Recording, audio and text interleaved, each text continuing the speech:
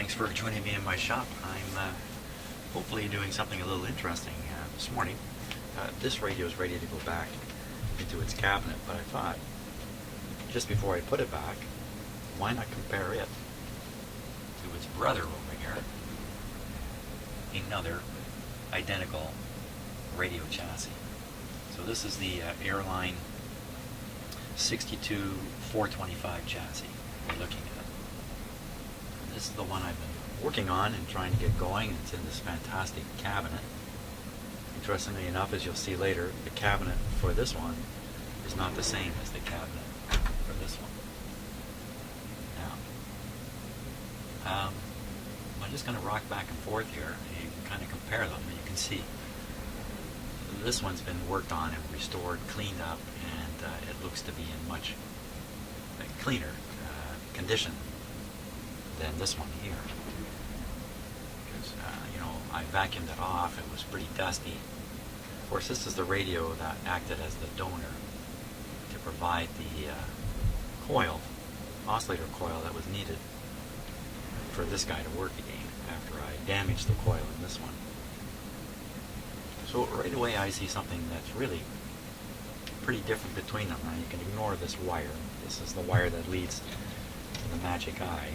Of course, there's no magic eye on this chassis because there never was a magic eye associated with the 62-425 radio. That's an addition that was made to this one. That's one of the reasons why this chassis is in a different cabinet. But there's another difference jumping right out, and it's this tube, which clearly is a 5Y3, nicely cleaned up 5Y3. But on this radio, it's a 5Z4. The interesting thing is, if you pop this radio out and look at the tube socket lists 5Y3 and 5Z4 as possible rectifier tubes. So I'm guessing this is more like the original than this one. You can also see the condition of the transformers. This one's been repainted, looks very nice. This one's in its original state, it's pretty rusty. Okay, now from this angle, something else that kind of caught my eye, it's not really a difference, but this shielding here is a spring, basically a spring over the wire, and you can see on the other radio, well, it's exactly the same thing, spring over the wire.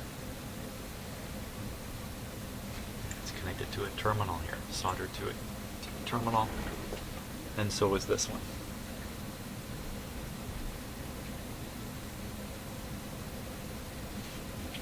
Take a little bit of a different camera angle here. Look at the two of them for a minute. And I'm doing this at the same time you are doing this. I'm looking at them together really for the first time. I think what's really of interest is this coil. And it's a comparable one over here. So let's take another view of it here.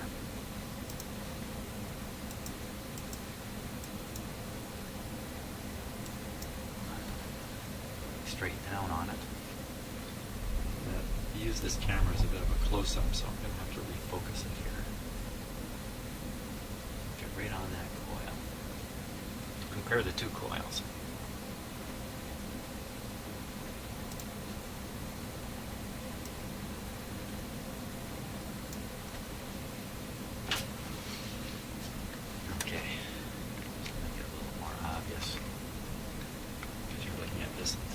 There's the coil.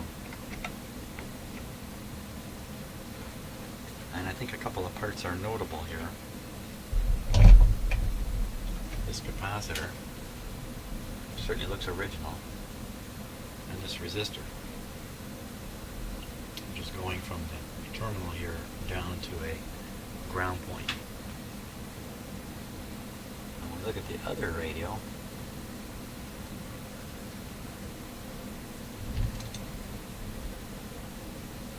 right away we can see that the capacitor has been replaced, of course, and this resistor is not actually in exactly the same position.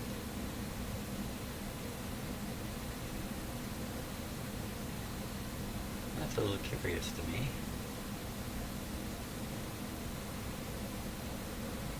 That almost doesn't look replaced.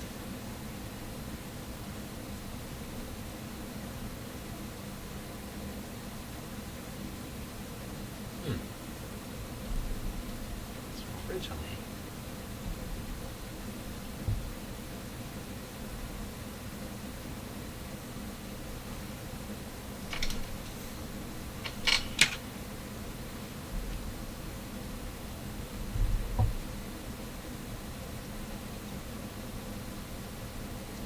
going from the second terminal down here down to the ground terminal.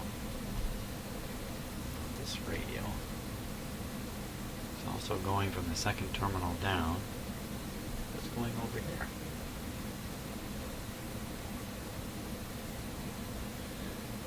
Curious. You also see the connector down here.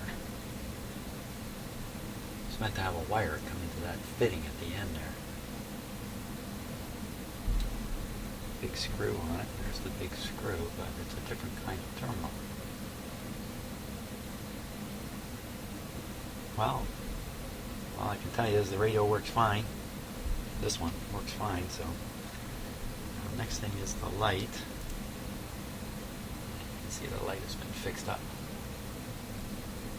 Brand new wires on it. On the original, the light is in some trouble.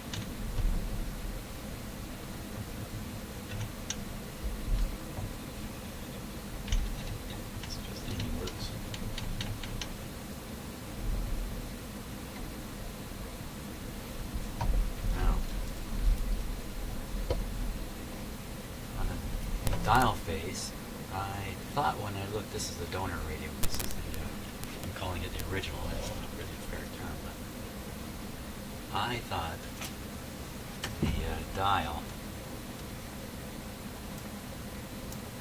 had been replaced. So this is the old one. Here's the new one. It's identical. So that's the original dial.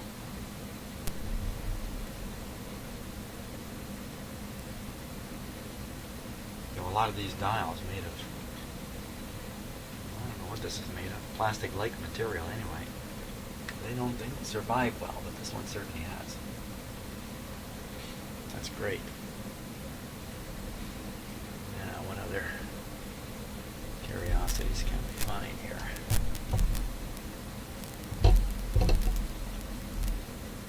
I'm not sure there are any other significant changes. Not sure there's any significant changes, really, between the two of them. Oh, let's look at that.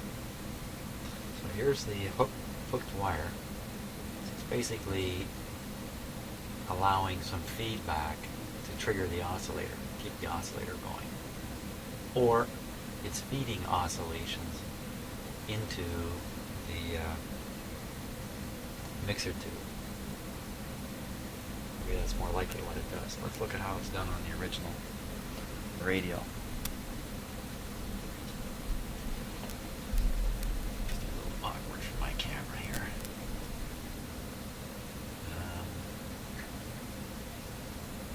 Where is it? This is it here.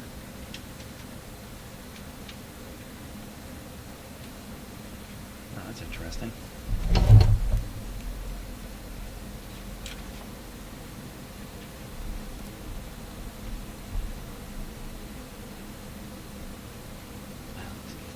Not done nearly as tight, and it's insulated still. It's really just pretty loosely around there. I shouldn't be moving it too much for fear of disturbing it on the other one.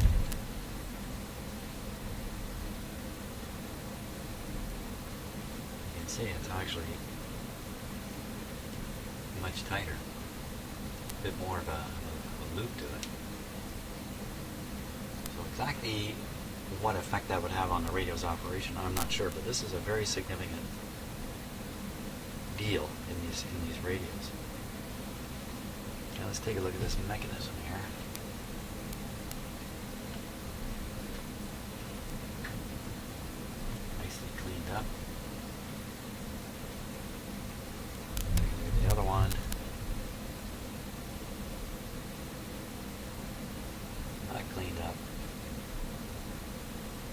but no different.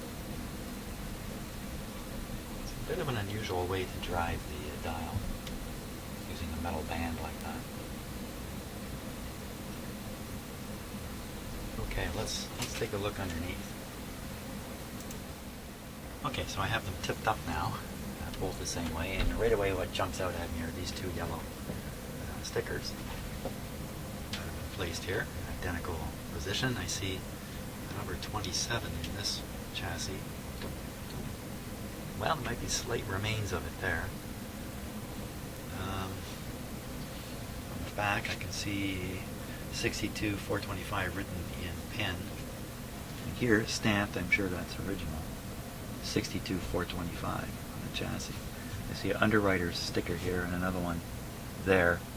Because this chassis has been cleaned, I think a few of the things have been knocked off it a little bit.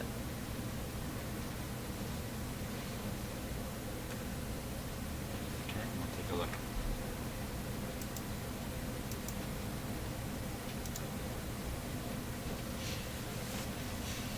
This is pretty hard to look at. Of course, this radio's been restored, and this one has been partially restored. Let's call this one repaired. See some of these capacitors that have been put in it.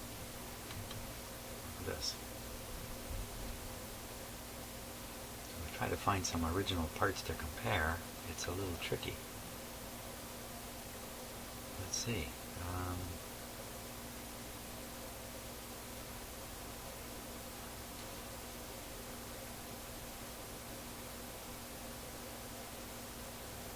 Okay, so I see this wire here, which is now hidden by the switch.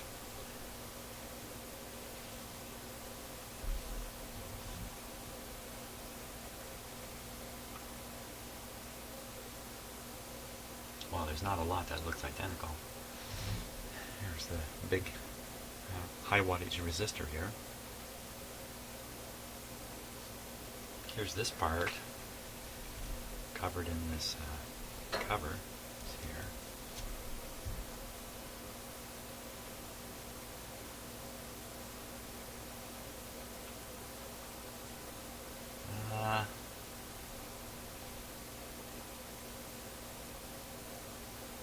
Of course, there's the coil here that was in this radio, but now I've installed it here.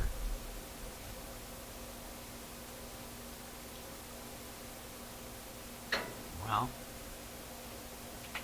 I think it might be more interesting if the two radios have both been essentially not restored and just repaired.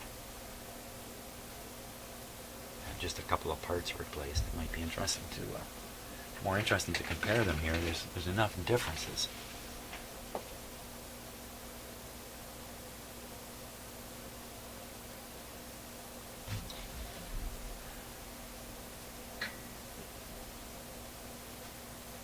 This has a wire, blue one that runs up here.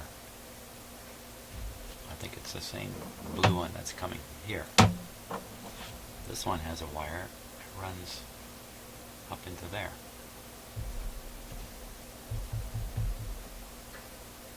I'm not sure what they are, but there's a little bit of a difference there.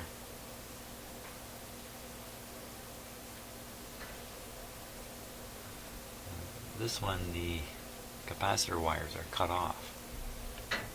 This one, the original capacitor is still connected. That's what this is. That's why it's missing from this radio. This goes to the filter capacitor. So on this radio, all that's happened is an additional capacitor has been installed. Compensate for the weakness in the original filter capacitor. This one, the filter capacitor has been cut away, and these have been put in.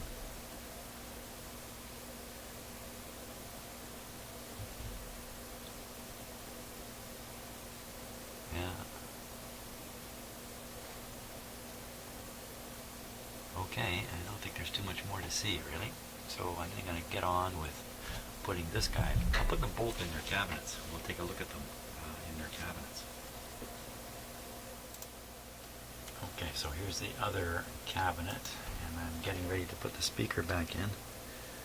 I just noticed the grill is buckling a little bit, the grill cloth. It appears to be glued to this piece of cardboard here.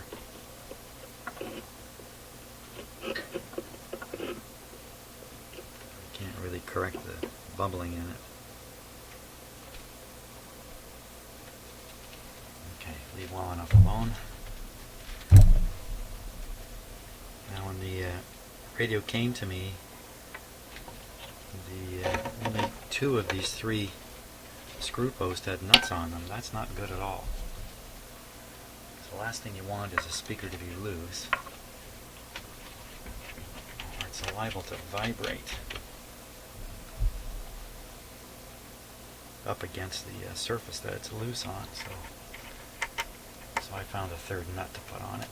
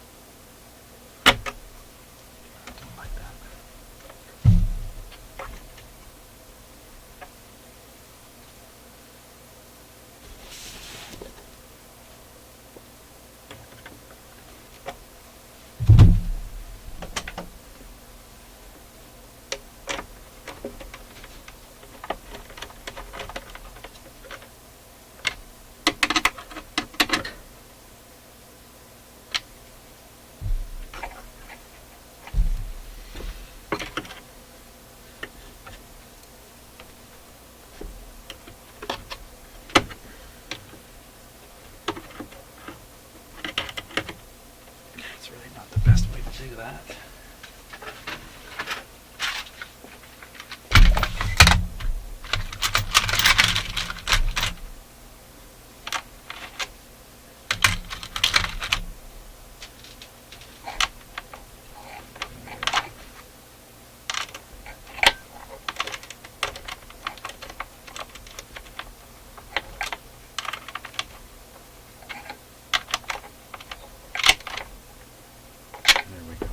Okay, so the speaker's in there nice and tight.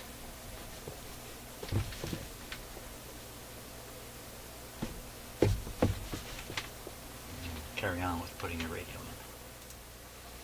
in. And here's the 2 radios now, side by side, back in their cabinets. And there's an obvious difference. Even though they have identical chassis, this one is the proper 62425 Airline radio, and this is the cabinet for, I'm going to forget the number now, 62, can't remember, I've used it in the title of all the videos, so this piece is appropriate for this cabinet. It's not appropriate for this cabinet. So when I thought a hole had been drilled here and this had been mounted, not quite true. It's just the chassis for this radio fits inside this radio. So there you are. Hey, maybe we should play this one. See what it sounds like. Okay, I've reached the point where it's time for the final test on the Airline radio. So, let's give it a go.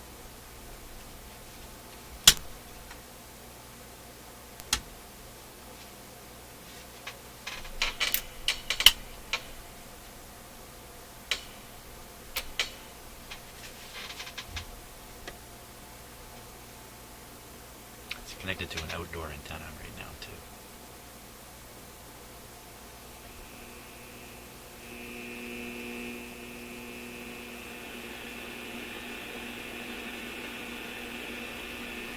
Here we go.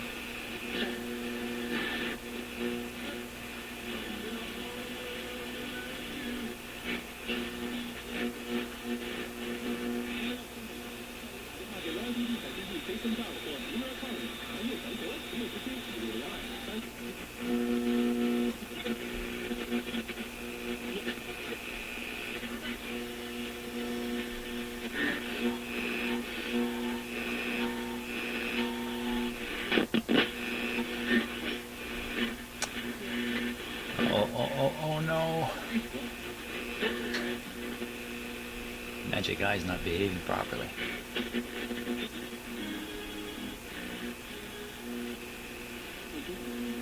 You know what? I never looked at it when I had it out. Oh, son of a gun.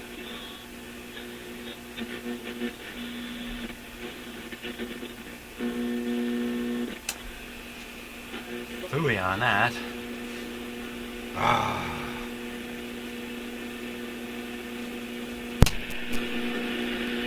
Oh, there we go. I just didn't have enough power going. There it is. Ooh.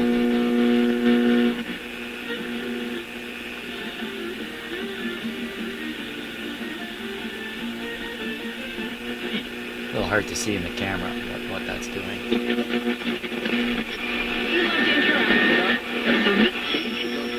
The very latest Airline. And as those charges are being read out from center line dropping.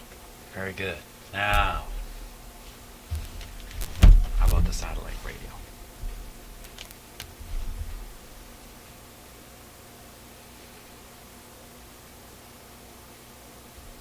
Okay, so I'll throw it first. You hear no satellite radio. Bing Crosby. I'll flip the switch on the back. And we'll see what we get. Here we go.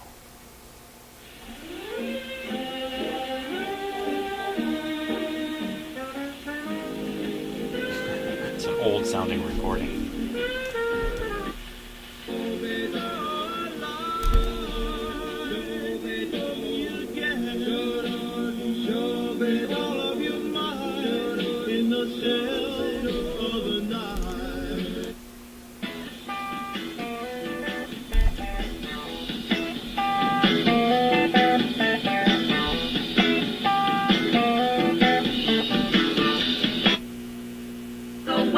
He had a boogie style no one else could play. Was the top man at his craft.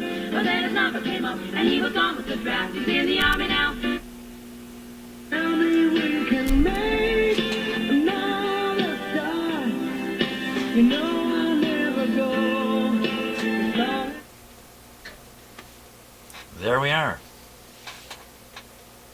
Excellent. Excellent. A little round of applause. Now, I have to be a little careful. It's not me who refinished this cabinet so wonderfully, and it's not me who restored the radio. That's where the bulk of the work really went. All you saw me do was an awful lot of peripheral kind of stuff, including repairing damage that I caused to the radio also. So my hat's off to the restorer of this radio and his clever utilization of a chassis from a different version of the radio. This is a 264. It's a 62 264 with a 62 425 chassis inside it, and his installation of the Magic Eye into the 425 chassis, which normally doesn't have one. So really hats off to the restorer, and there we are. Hey, thanks so much for watching the series, and gee, I got more radios to work on.